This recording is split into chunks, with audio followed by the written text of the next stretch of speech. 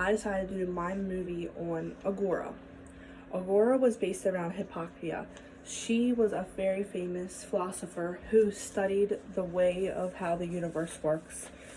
But she studied specifically on how the universe revolves. So she specifically studied that to prove that we are currently spinning, so the earth is currently spinning. She was in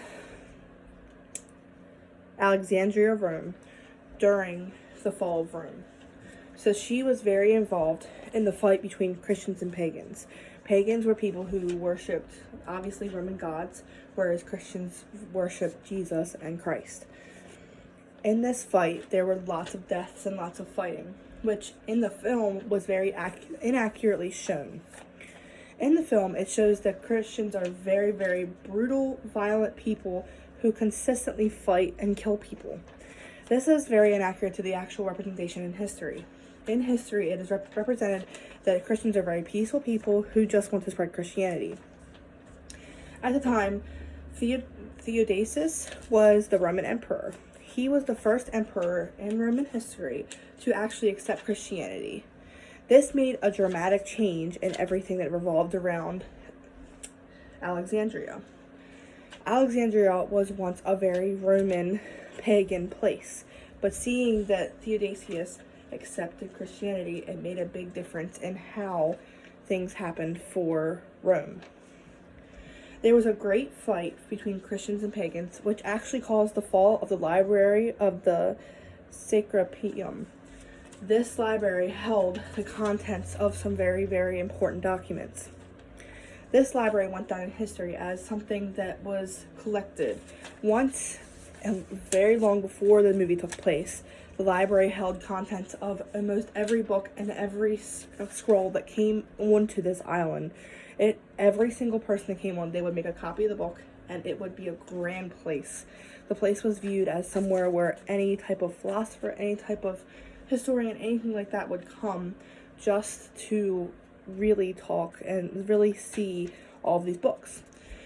These books were destroyed over history, and what was left of it was still in the Library of Sacropium.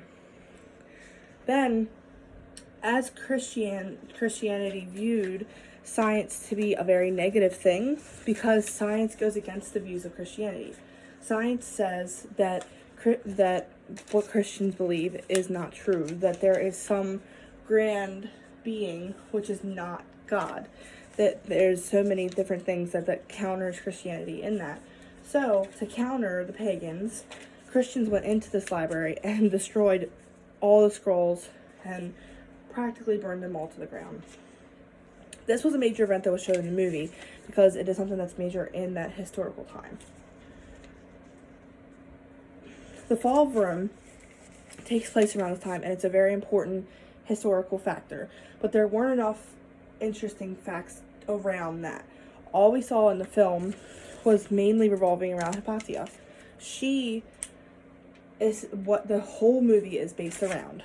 So we basically see how she lives and what she views of the fall of Rome. So we see that she was a person who was a peacekeeper that did not necessarily want to fight with Christians. Then she was pagan, but she also taught Christians in her class. Christians also accepted her work because she was such a great philosopher and what she was learning and what she was teaching. It was represented that she was someone who avoided the conflict, but was also really close with higher powers. She was someone who many people sought out because she had so many connections, but she was also a woman, so she couldn't actually take any higher power, which made a big difference in how she roamed and how she built her career. Now, the end of the film ends with her death. Most of the film, we see that she has slaves that she follows along with her. One of the slaves being someone that was very important to her, but she eventually let go years before this. One day, there was a mob of Christians that decided they wanted to kill her. They dragged her into a temple, and one of her slaves was part of that. That slave was showed to have loved her and cared for her very much, but she rejected him and pushed him away. So, towards the end, we see that he actually strangles her and suffocates her so that she is dead before they stone her, so that she doesn't have to go through that pain, which is actually 100% inaccurate to history. This character has proven to be a fictional character who did not exist. This shows a actual interesting factor of history that could have been shown accurately that wasn't.